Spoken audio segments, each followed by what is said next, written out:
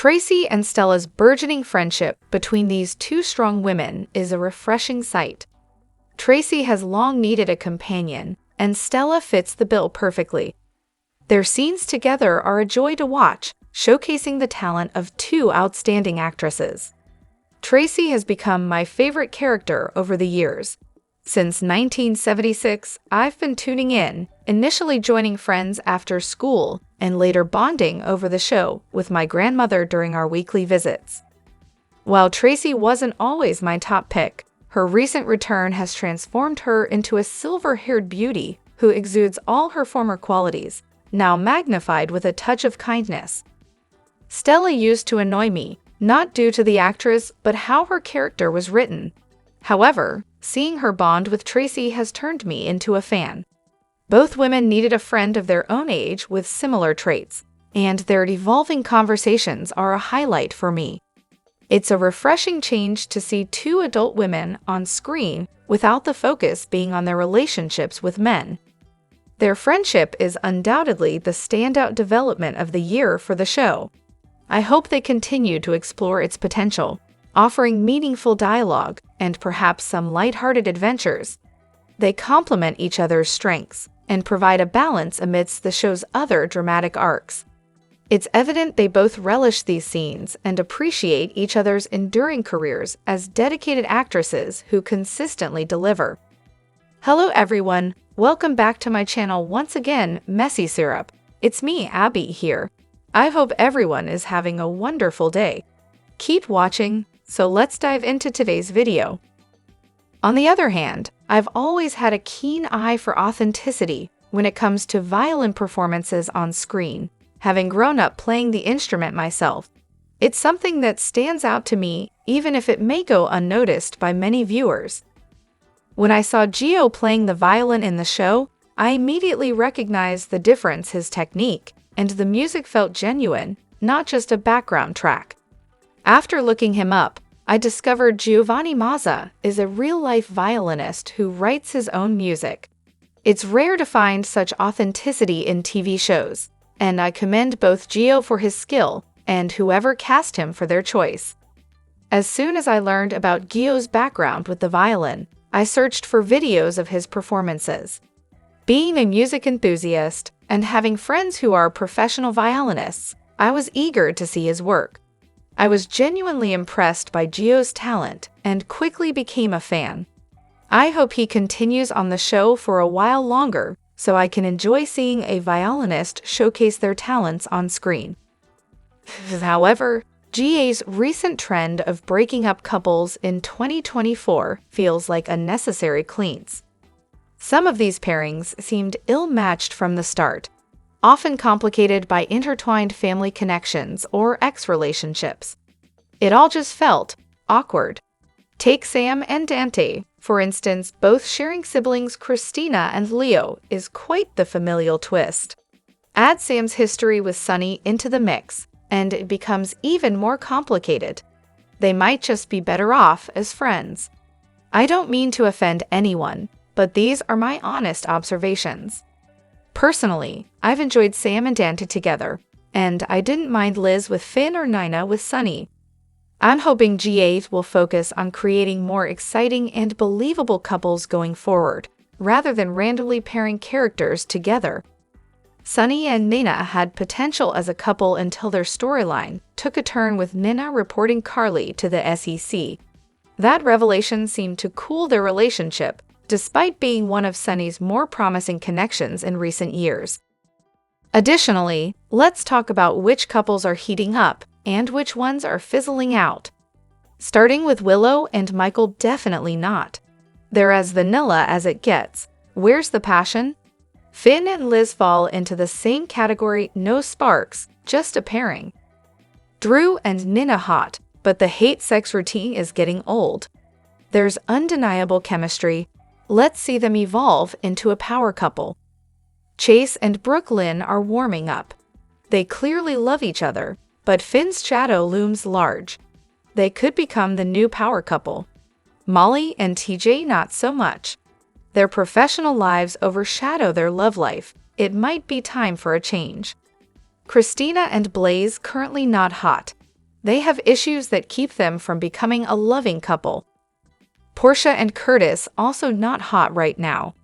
They've drifted apart on screen, now that he's mobile again.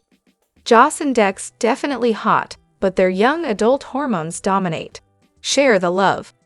Ava and anyone always on fire. She brings intensity to any relationship. As for others, Maxie and Spinelli have potential. I personally like Sam and Dante, though they're not sizzling due to limited screen time. Jordan and Zeke could have been great, but that ship sailed. Drew and Nina had their hot moment, but it's faded. The show has strong characters. Mixing things up could bring fresh energy. Curtis and Portia could shine with different partners, given their chemistry. Christina and Blaze's baby storyline feels rushed. They need time to build their relationship first. Chase and Brooklyn might become the stable couple. Molly and TJ need a shake-up or a break. That covers my take. What are your thoughts? Moreover, I really like Trina and Gio. They have great chemistry. I'm hoping for a nice, slow burn as their relationship develops, and they eventually fall for each other. I'm excited to see more of their scenes together. I love how Trina is timid around him, but also starts to open her heart a little bit.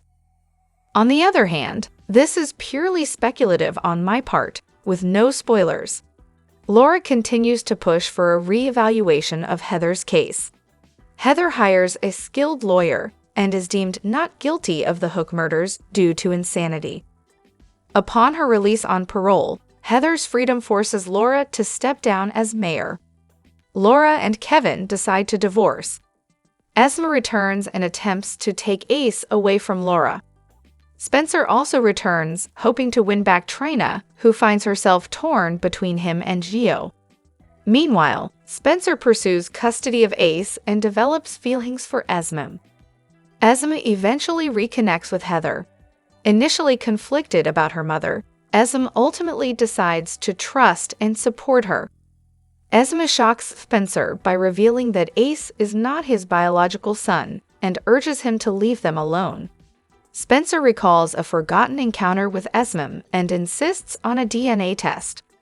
Upon Nicholas's release from prison, he too demands a DNA test to determine Ace's paternity. The test confirms Spencer as Ace's father, but Esma refuses to believe it and demands another test. A subsequent test reaffirms Spencer's paternity and reveals Ace's unexpected maternal relatives. Esma conducts her own DNA test, discovering that Kevin is related to her, as Kevin and Ryan were twins, making Kevin her uncle, but Heather is not her mother. Devastated by this revelation, Heather embarks on another killing spree, challenging the initial belief that she suffered from a medical condition during her previous crimes. Heather is eventually apprehended and sent back to her previous location before returning to Port Charles in 2022. Meanwhile, Laura copes with her downfall.